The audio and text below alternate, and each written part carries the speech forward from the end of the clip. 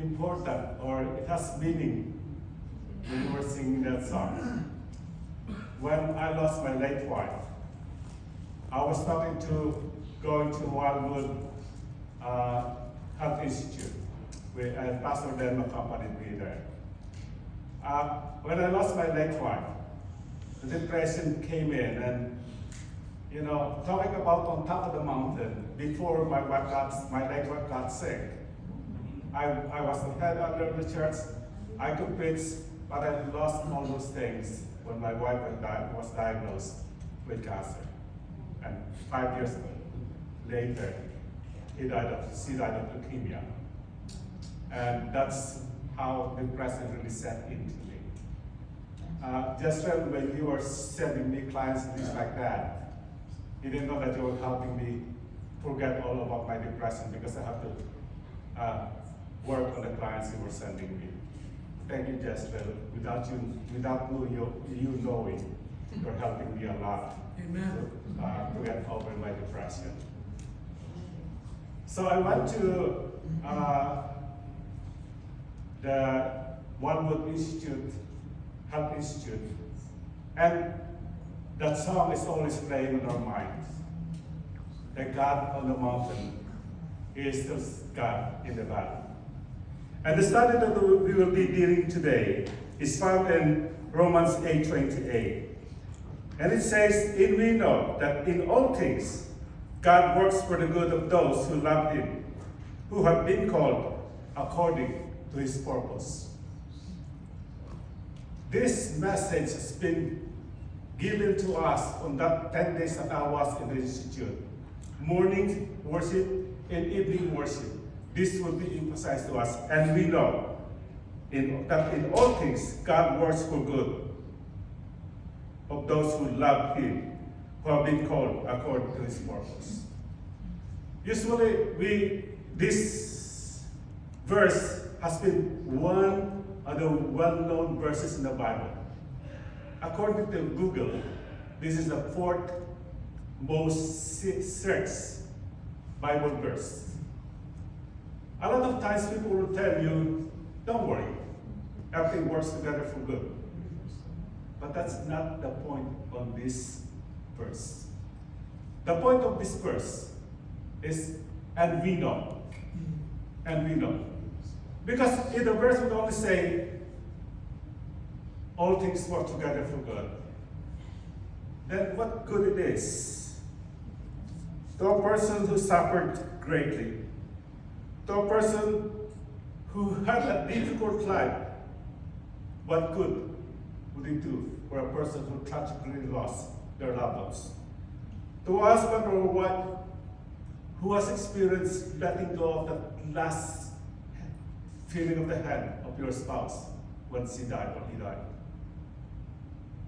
To a family whose father is leaving his original family to start another family.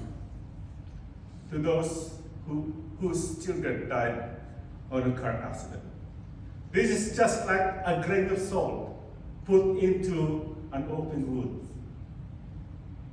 What good is this verse if it's only said, everything works good? Everything works good. All things work good.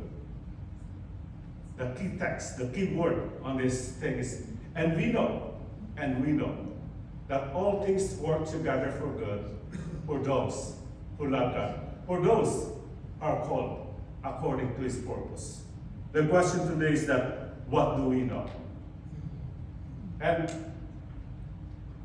how did we know? If we don't know, how can we know?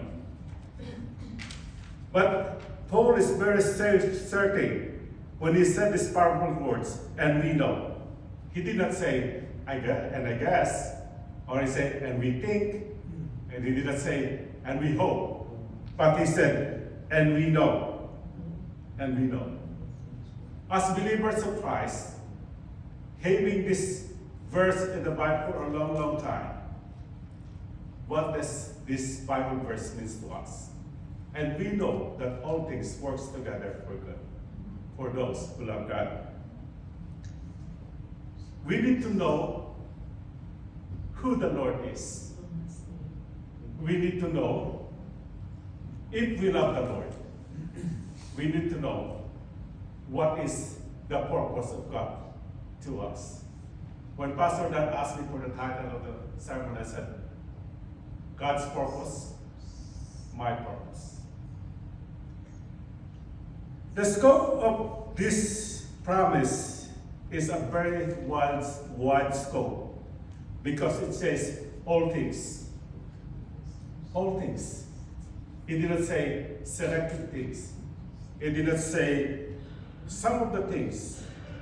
It didn't say few things. It said all things work together for good for those who love God. You know, I told you about the depression that came into me. This was my late wife passed away, 2020. And that was the COVID period. No church meeting. My life is going home, and my 2 children are already their own families. Going home, going to my bedroom alone, going to the office, and when the sun sets on Friday, I'll start looking at every religious program from the Philippines, Hope 365, and all of those things that I can watch through TV. And then when the sunset evenings comes, go back to where I could forget all my depression. I was not in the valley. I was in the pit of depression. And yet, I kept telling, and we know, after I attended the institute, and we know that all things work together for good for those who love God. I kept telling myself, I need to keep loving God. I attended a counseling session, and the counselor, because I requested a Christian counselor, I was given a Methodist pastor.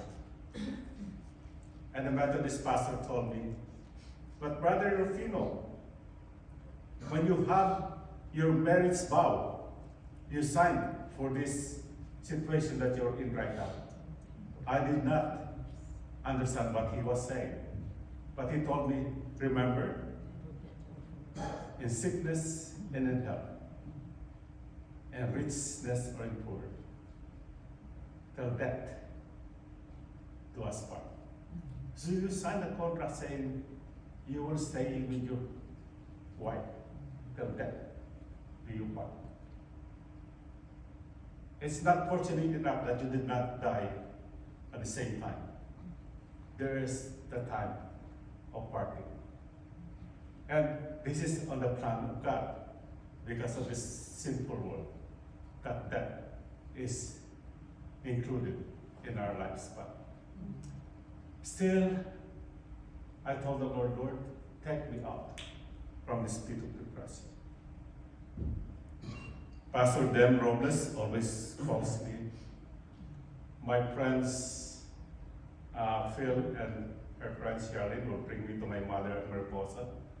Sometimes it's funny because if Ernie and Evelyn are not off during the weekend, Phil and Charlene will come. So I have 2 sets of friends coming and alternating during weekends, and I look forward to weekends, especially when they already let go of the things. Phil will come during the weekend, and because we love to eat, we will cook together. So, and then Evelyn and Ernie will drive me everywhere.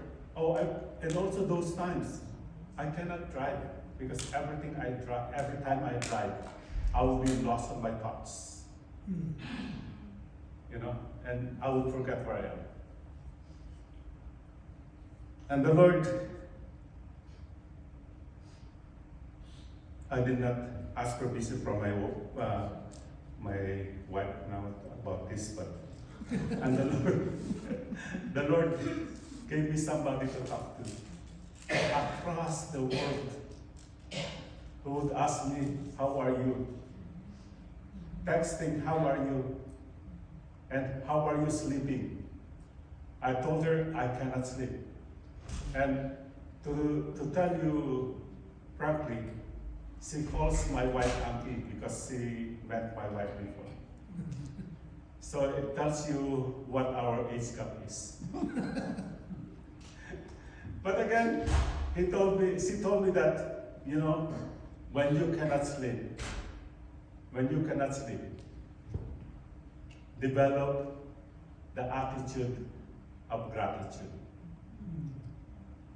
She told me that if you wake up 2 hours after you went to sleep, just tell the Lord, thank you, Lord, for those 2 hours that you let me sleep. Rather than being mad at yourself, I cannot sleep.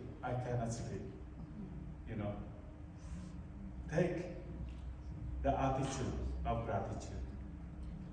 So I started with that, take the attitude of gratitude.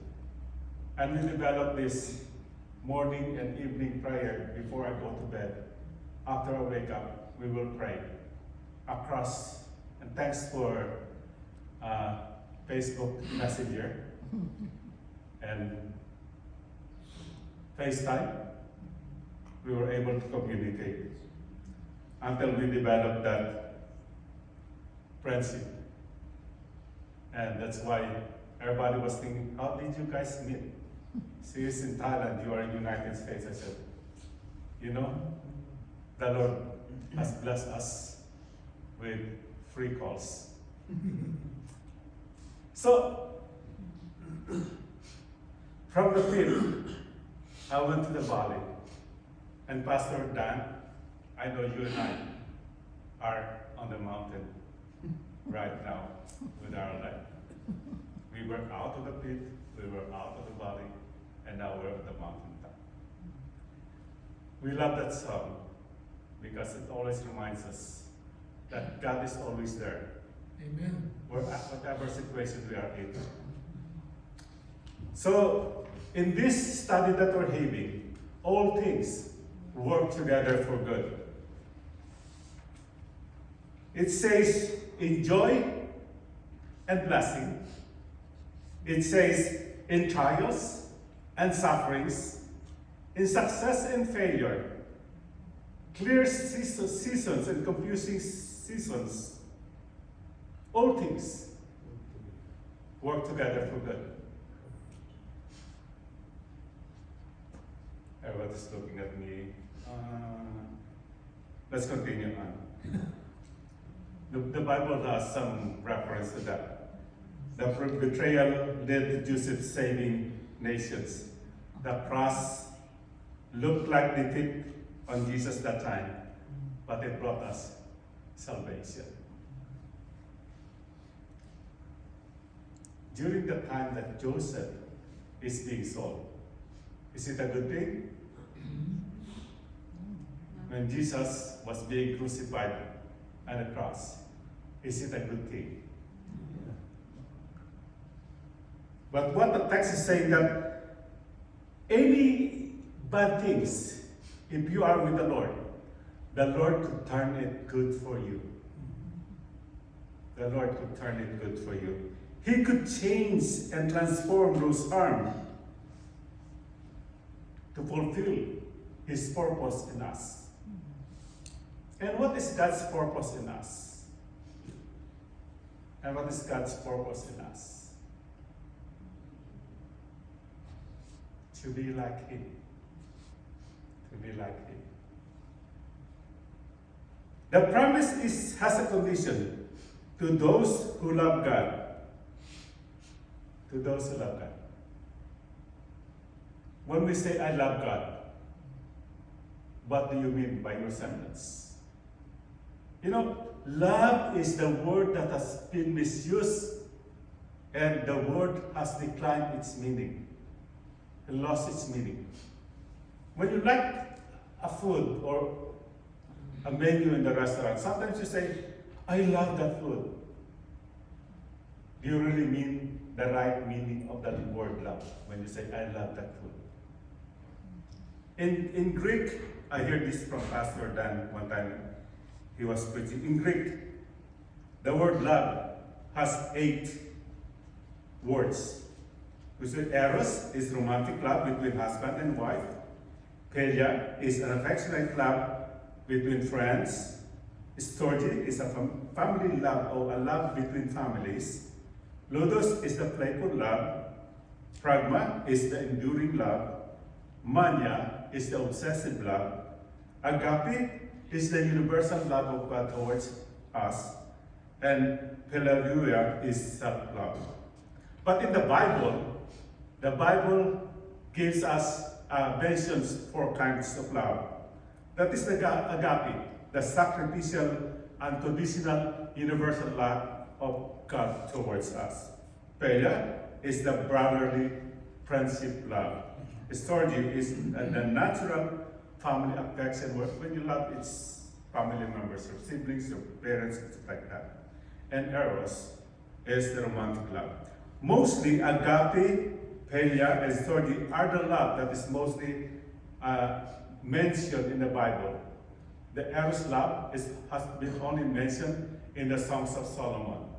That's why in the Jewish culture, you are not allowed to read the Songs of Solomon until you reach the 13 years of age. Maybe PG-13, Pastor? So, when we say love God, or God's love, we do not mean a common love. We mean agape love. When the love is mentioned towards God, we're talking about agape love. So in this text, when it says, to those who love God, it doesn't mean a very common love. It means a sacrificial love. When you have dedicated your life and most of all your things, that's a wrong English, of all your things to God. That is love. That is loving God. When you have dedicated everything to God. So when they say, to those who love God, it means to those who have dedicated their life as their love to God alone. When Christ was asked one time, he was asked, what is the greatest commandment? And he said, love God above all and love your fellow man as yourself. But God gave another commandment, a new commandment, with the second commandment he said, I am giving you a new commandment. Love your fellow man as I have loved you.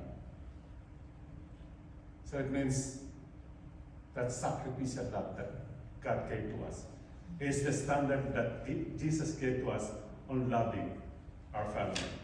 So it means to say that when these things, all things works together for good for those who love God, we're talking about those people who have agape love to God. So, for we know that all things work together for good, and the condition is for those who love God, and for those who are called according to His purpose. And what's the purpose of God to us? We are all predestined to be saved. Again, let me say again. We are all predestined to be saved. He predestined everybody to be saved. What He wanted us for us all to be saved. When He died on the cross, He did not only die for those who love Him, but for everybody. So He did predestine everybody to be saved. So our purpose in life is to be God-like, to be like Jesus, to develop a character like Jesus' character.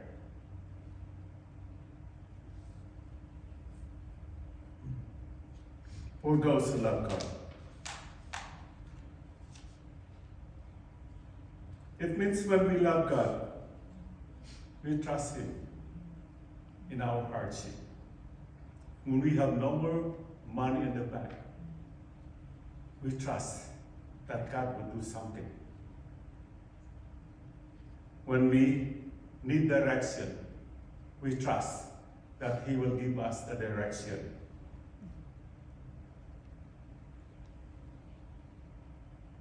When we believe that we cannot see what's at the end of what we're doing, we know that God is at the end of that, waiting for us to accomplish the task. Our love for God keeps us anchored during life's storm.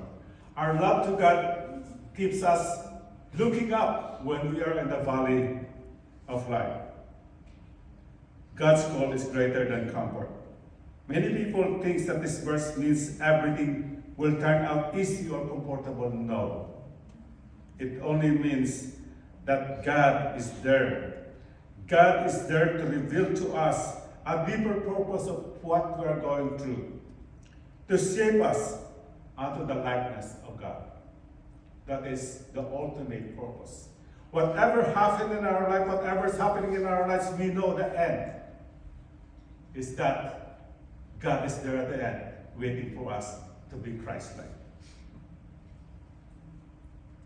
God means in daily, we should have daily spiritual growth. We need to develop a stronger faith day by day. We need a deeper character than what we have right now. We need to, just like Brother Mark was saying in the Bible, we need to go through the process of sanctification. And also, a lot of us depend solely on ourselves, on our talents, on our ability. But God wants us to develop that dependence on Him. Sometimes God's allowed difficulty because He is forming something eternal. But God usually do not put us on hard times. That is the result of our choices. But even though we made wrong choices, if we continue to trust God, He will take us out from those uncertainties. We have hope in hardship, we have peace in uncertainty, and we always trust in God's plan. To summarize this text that we studied, remember that God is working on our lives, even though we do not feel it. That God is present in all times of our lives, even though we do not see it. And always remember, God has a purpose for all of us. The only condition is that we need to continue loving Him and working towards the purpose that He has given to us.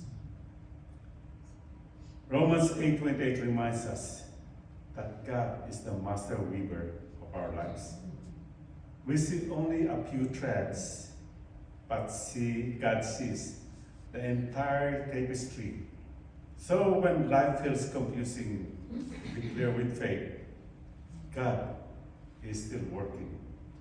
God is always faithful.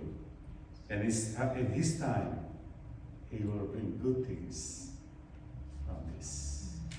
May the Lord bless us on our study this morning. Amen.